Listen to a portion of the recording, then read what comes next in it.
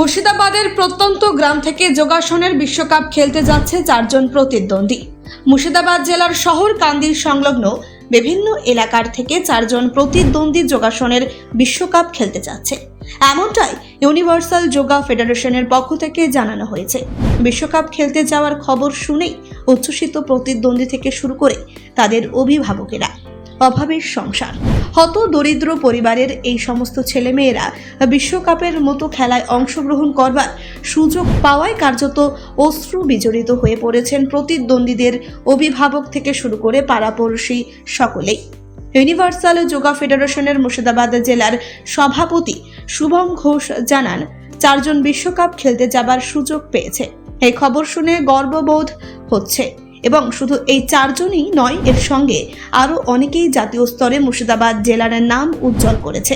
তারাও আগামী দিনে বিশ্বকাপের মতো খেলায় অংশগ্রহণ করতে পারবে বলে আশাবাদী তিনি।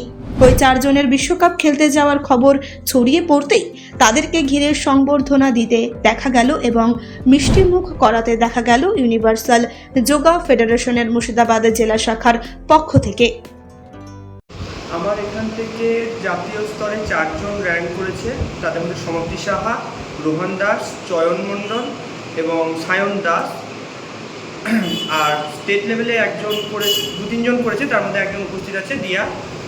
আমি খুবই খুশি যে ইউআইএসএফ আমাকে এত বড় সুযোগ করে দিয়েছে। আর আমি ইউনিভার্সাল যোগা স্পোর্টস ফেডারেশনের ডিস্ট্রিক্ট প্রেসিডেন্ট এবং প্রতিমা যোগব্যায়াম মন্দিরের শিক্ষক, এবং আমার বাবাও রয়েছেন স্বপন কুমার ঘোষ।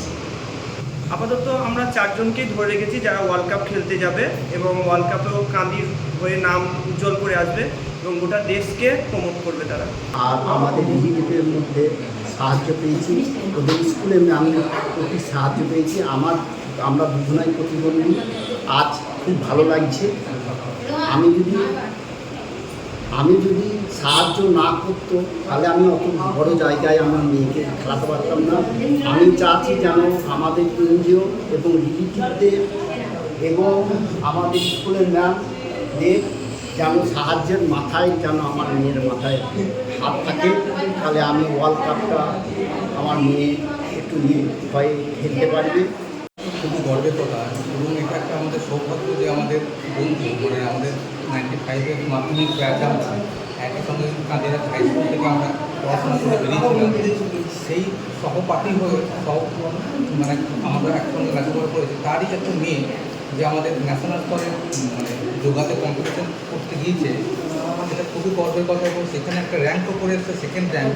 সেটা আরও গর্বের কথা। তার জন্য আমি গর্বিত মনে করি। আর ওর সাথে আমি ব্যায়াম করি, এর জন্য আরও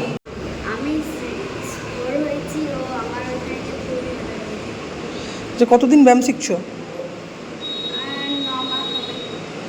নমস্কার, আমার নাম আছে রোহন দাস। আমি ইউআইএসএফ ওয়েস্ট বেঙ্গলে আমার ন্যাশনাল হয়, ন্যাশনালে আমি 7th পেয়েছি এবং আমি খুব খুশি। এরপর আমি ওয়ার্ল্ড কাপ খেলতে যাবো, এর জন্য আমি ধন্যবাদ জানাচ্ছি আমার স্যারকে, যার নাম হচ্ছে শুভম ঘোষ। আচ্ছা, কতদিন ধরে এই প্র্যাকটিস করছো?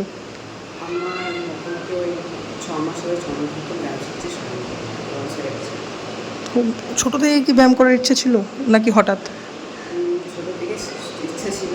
আমি এমনিতে নাচ শিখি, তো নাচের জন্য ব্যায়াম করতে হয়, তাই জন্য আমার খুবই ইচ্ছে ছিল ব্যায়াম শিখতে। আমি 7th হয়েছি। কেমন লাগছে? তার জন্য আমার খুব গর্বিত, আমার স্যার এবং আমার মা বাবার জন্য এবং অন্যান্য বন্ধুদের জন্য, যে আমি কাঁদির মতন একটা জায়গা থেকে এত বাইরে এত খুব সুন্দর জায়গায় আমি কম্পিটিশন খেলতে যেতে পারছি। এরপরে তো ওয়ার্ল্ড কাপ খেলতে যাবে, তার জন্য কেমন লাগছে? তার জন্য তো খুব এক্সাইটমেন্ট লাগছে, আমি যেতে পারছি। আমার এখন খুব নমস্কার, আমি ইউআইএসএফ ন্যাশনাল গেমসের 2nd স্থান অধিকার করেছি। তো থ্যাংক ইউ ইউআইএসএফ এবং আমার টিচার শুভমকে। এবার ওয়ার্ল্ড কাপ খেলতে যাচ্ছ তুমি? হ্যাঁ, এবার আমি ওয়ার্ল্ড কাপ খেলতে যাচ্ছি। তার জন্য আমার প্রচণ্ড আনন্দিত এবং আমার ন্যাশনাল খেলেও খুব আনন্দিত হচ্ছে। কি হয়েছে তুমি?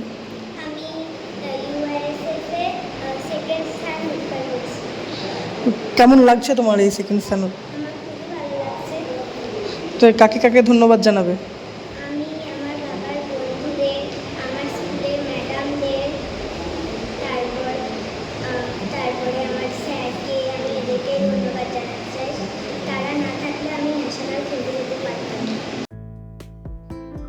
ব্যুরো রিপোর্ট, চেতনা নিউজ।